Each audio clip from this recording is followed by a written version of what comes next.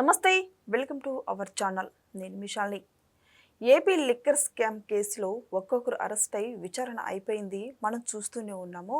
ఈ నేపథ్యంలోనే సజ్జల శ్రీధర్ రెడ్డి కూడా అరెస్ట్ అయిందని మనకి వార్తలు వస్తున్నాయి.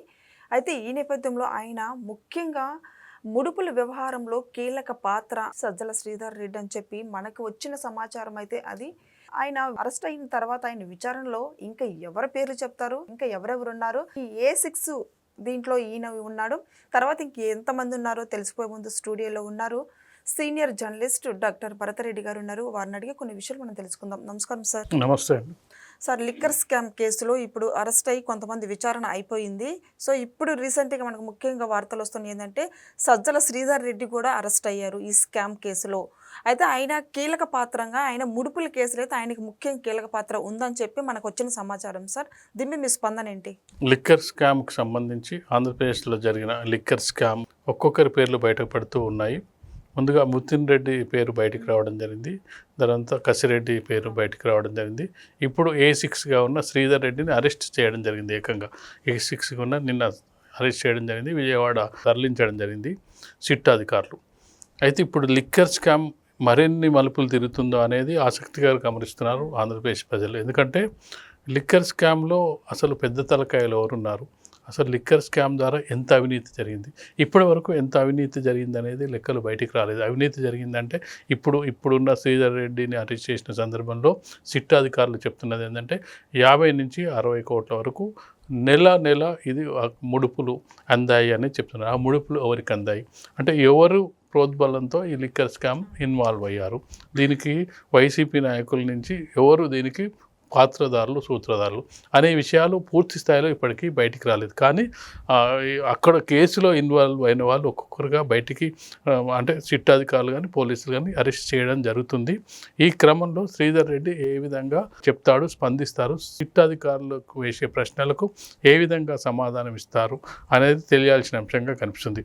ఇప్పుడు శ్రీధర్ రెడ్డి స్వయంగా వీళ్ళందరితోటి టచ్లో ఉండి విజయసాయి రెడ్డితో కానీ, అలాగే వేసుకున్నట్టయితే మిథున్ రెడ్డితో కానీ, మిగతా ఎవరైతే మొన్న అరెస్ట్ అయిన వాళ్ళు వీళ్ళందరితోటి టచ్లో ఉండి ఏదైతే ఇక్కడ బ్రేవరీస్కి సంబంధించిన వాళ్ళందరితోటి సమావేశం ఏర్పాటు చేసి మీరు నెల ఇది ఇస్తేనే మీ బ్రేవరీస్ కంపెనీస్ నడుస్తాయి, లేదంటే నడిచే ప్రసక్తే లేదని చెప్పి బెదిరించిన సందర్భంలో వాళ్ళందరూ కలిసి నెలకు 50 నుంచి 60 కోట్లు ఇచ్చే క్రమంలో ఒప్పందం కుదుర్చుకున్నారనేది సిట్ అధికారులు ఇప్పుడు అనుమానంతో అతన్ని అరెస్ట్ చేయడం జరిగింది. రిమాండ్ రిపోర్ట్కి సంబంధించి దీనికి సమాధానాలు సిట్ అధికారులకు శ్రీధర్ రెడ్డి ఏ విధంగా చెప్తే ఎవరి పేర్లు బయట పెడతారు, లేకుంటే బయట పెట్టకుండా డొంక తిరుగుడు సమాధానాలు ఇస్తారా? ఎందుకంటే వీళ్ళు వైసీపీ నాయకులు కానీ వాళ్ళు ఆలోచించేది ఏంటంటే, ఒకటి మనం లోపల ఉన్నా సరే మన నాయకులు బయట ఉంటే మనల్ని బయటికి తీసుకొచ్చే ప్రయత్నం చేస్తారనేది ఒక అంశం. లేదు పాక్షికంగా కొన్ని అంశాలు వెల్లడించినట్టయితే నన్ను నేను రక్షించుకోవచ్చు అనేది రెండో అంశం.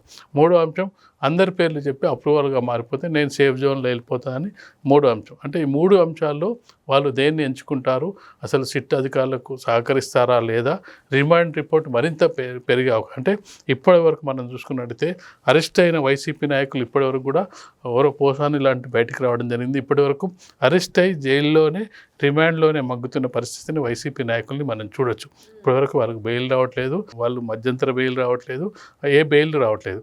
కాబట్టి ఇప్పుడు శ్రీధర్ రెడ్డి విషయంలో ఏ విధంగా ఉంటుందనేది కూడా అంటే ఈరోజు నిన్న అరెస్ట్ అయ్యాడు కాబట్టి ఈ 2-3 రోజుల్లో ఏ విధంగా ఎట్లా శ్రీధర్ రెడ్డిని కోర్టుకు సబ్మిట్ చేయాలి, రిమాండ్ కోసం కోర్టును అడుగుతారు, ఆ రిమాండ్ ఎన్ని రోజులు ఇస్తుంది కోర్టు, దీని ద్వారా రిమాండ్లో ఉన్న అతన్ని నిందితునికి సంబంధించిన అంశాలను ఏ విధంగా వీళ్ళు పోలీసులు సిట్ అధికారులు బయట పెట్టగలుగుతారు అనేది మరొక 2 రోజులు. అంటే ఇది లిక్కర్ స్కామ్ అనేది సీరియల్గా సాగే అవకాశం ఉంది. అసలు మెయిన్ సూత్రధారులు పాత్రధారులు తెలిసేంత వరకు కూడా ఈ కేసు కంటిన్యూ అవుతూ ఉంటుందని మనం చెప్పొచ్చు. నేపథ్యం చూసుకుంటే ఒక్కొక్కరు అరెస్ట్ అనేది మనం చూస్తున్నాం సార్. విచారణ అయిపోయిన తర్వాత మిథున్ రెడ్డి అనే పేరు చెప్పాడు, కసిరెడ్డి రాజశేఖర్ రెడ్డి పేరు అని చెప్పారు. సో ఆయన అరెస్ట్ అయిన తర్వాత మొత్తం ఆయన చరిత్ర మొత్తం నేను బయట పెడతానంటే ఒక్కొక్కరు మీద చెప్పుకోవడం ఇది ఎంతవరకు వస్తుంది సార్? ఇంకా ఎంతమంది ఉన్నారు ఇప్పటికైతే ఇంకా తేలట్లేదు, దీని మీద మీ స్పందన ఏంటి సార్? ఒక్కొక్కరు అంటే మనం మాట్లాడుకున్నట్టే తను సేఫ్ జోన్లోకి వెళ్ళాలి, తనను రక్షించుకోవాలంటే మరొకరి మీద కేసు తోసేయాలి. తోసేసే క్రమంలో అసలు మెయిన్ అంటే ఎక్కడి నుంచి స్టార్ట్ అయింది, మూలం ఎక్కడ స్టార్ట్ అయింది, అసలు లిక్కర్ స్కామ్ చేయాలనే ఆలోచన ఎక్కడి నుంచి స్టార్ట్ అయింది, ఇక్కడి నుంచి డబ్బులు ఇన్ని వేల కోట్లు వస్తాయి, ఈ వేల కోట్లను మనం ఎవరికి చెందినాయి అంటే వీళ్ళు ఒకరి మీద ఒకరు తోసేసుకుంటున్న వాళ్ళకి చెందాయా, ఇంకా ఎవరికి పర్సన్స్కి వెళ్ళినాయా, లేదంటే వాళ్ళ అధినాయకుడిని ఆదేశాలతో చేశారా, లేకపోతే వీళ్ళే చేసుకున్నారా, అతనికి తెలియకుండా చేసుకున్నారా, విజయసాయి రెడ్డి దగ్గర ఆగిందా, విజయసాయి రెడ్డికి సంబంధం లేదా అంటే ఇవన్నీ విషయాలు బయటకు వస్తున్నప్పుడు ఏమైందంటే ఒకవేళ నిజంగానే పై వాళ్ళ ఆదేశాలతో చేసినట్టయితే వీళ్ళు ఒకరి మీద ఒకరు తోసుకునే ప్రయత్నం చేయరు. లేదంటే ఎవరి కాళ్ళు సేఫ్ జోన్లోకి వెళ్ళాలంటే నాకేం సంబంధం లేదు, ఆయన ఏం చెప్తే నేను చేసిన అని చెప్పే అవకాశం ఉంటుంది. అంటే ఇవన్నీ కూడా క్రాస్ ఎగ్జామిన్ చేస్తున్న క్రమంలో బయటపడే అంశాలుగా కనిపిస్తుంటుంది. విజయసాయి రెడ్డి కూడా కొన్ని లీక్లు ఇవ్వడం జరిగింది. కసిరెడ్డి పేరు అతనే చెప్పడం జరిగింది అతనికి సంబంధించి. కానీ కసిరెడ్డి పేరు చెప్తున్నప్పుడు మరి జగన్మోహన్ రెడ్డికి తెలియకుండా చేశాడా అనేది కూడా ప్రశ్న. అంటే వీళ్ళందరూ కూడా ఎవరు ఇప్పుడు అరెస్ట్ అవుతున్న వాళ్ళందరూ కూడా జగన్మోహన్ రెడ్డికి ప్రధాన అనుచరులు, జగన్మోహన్ రెడ్డికి సంబంధించిన బాగా దగ్గర వాళ్ళు అరెస్ట్ అవుతున్నప్పుడు మరి ఎవరికి సంబంధం ఉంది అనేది కూడా తెలియాల్సిన అంశంగా కనిపిస్తుంది. కాబట్టి ఈ లిక్కర్ స్కామ్కి సంబంధించి ఈ పూర్తి స్థాయిలో విచారణ అయితే వచ్చిన తర్వాతనే పూర్తి పేర్లు బయటపడే అవకాశం ఉంటుంది. ఇది ఈ విధంగా రోజుకొక పేరు బయటికి రావడం ఎంతమంది, ఎందుకంటే ఒక స్కామ్ జరగాలంటే ఒకరిద్దరితో జరగదు, చాలామంది ఇన్వాల్వ్ ఉంటారు. అది కొన్ని సందర్భాల్లో కొందరేమో పెద్దవాళ్ళు బయటికి ముందు వస్తారు, తర్వాత చిన్నవాళ్ళు వస్తారు, కొన్ని సందర్భాల్లో కింది నుంచి పైకి వెళ్తుంటుంది. కాబట్టి ఏ విధంగా ఎట్లొచ్చినా మొత్తం పూర్తిగా అందరు బయటకు వస్తేనే దాని పూర్తి స్కామ్కి సంబంధించిన పూర్తి వివరాలు బయటకు వచ్చే అవకాశం అయితే కనిపిస్తుంది. మరి వీళ్ళందరూ నిజాలు ఒప్పుకుంటే మరి జగన్మోహన్ రెడ్డి పేరు చెప్తారంటారా? ఈ స్కామ్లో జగన్మోహన్ రెడ్డి కూడా స్కెచ్ ఉందంటారా సార్? ఖచ్చితంగా. అంటే వీళ్ళు ఒకవేళ సేఫ్ జోన్లోకి వెళ్ళాలి, అప్రూవల్గా మారగాలంటే జగన్మోహన్ రెడ్డి మాతో చేయించారని చెప్పాల్సిన పరిస్థితి వస్తే చెప్పే అవకాశం ఉంటుంది. ఎందుకంటే ఎవరైనా తనను తాను రక్షించుకునే ప్రయత్నమే ముందుగా చేస్తారు, తర్వాత పక్కోని రక్షించడానికి తర్వాత చేస్తారు. ముందు తనను తను రక్షించుకుంటే తర్వాత విషయం తర్వాత. లేదంటే అతను కొంతమంది పార్టీ వ్యక్తులు ఉండొచ్చు, కొంతమంది ఇండస్ట్రియలిస్ట్ ఉండొచ్చు. ఇండస్ట్రియలిస్టులకు ఏముంటుంది, ఈ గవర్నమెంట్ కాకుండా మరో గవర్నమెంట్, అక్కడ కూడా మనం చక్రం తిప్పొచ్చు అనుకుంటారు. కాబట్టి ఖచ్చితంగా కూడా తాము అంటే ఆపగలిగేంతసేపు ఆపుతారు.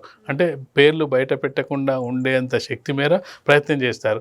ఇక అది పరిధి దాటిపోయిన తర్వాత వాళ్ళు బయట పెట్టే ప్రయత్నం చేస్తారు, చివరికి అప్రూవల్గా మారే ప్రయత్నం కూడా చేస్తారు. ఎందుకంటే అప్రూవల్గా మారినప్పుడు కొంత వీళ్ళకి శిక్ష తగ్గే అవకాశం ఉంటుంది, కొంతవరకు వాళ్ళకు బెయిల్ వచ్చే అవకాశం ఉంటుంది, కొంత వాళ్ళకు సెక్యూరిటీ కూడా లభించే అవకాశం ఉంటుంది. ఎందుకంటే అప్రూవల్గా మారిన వ్యక్తిని ఎవరైతే పైన వ్యక్తులు ఉన్నారో వాళ్ళకి ఏమన్నా ప్రమాదం కల్పించే అవకాశం ఉందని చెప్పి వాళ్ళకి పోలీసు రక్షణ కూడా కల్పించే అవకాశం ఉంటుంది. కాబట్టి ఆ వ్యక్తి తను ఎంత దూరం వెళ్తాడు, ఎంతవరకు ఆపగలుగుతాడు, ఎవరి పేర్లు బయట పెట్టగలుగుతాడు అనేది సిట్ అధికారులు వేసే ప్రశ్నలు బట్టి, వాళ్ళు రాబట్టే నిజాలను బట్టి ఉంటుంది. Thank you sir.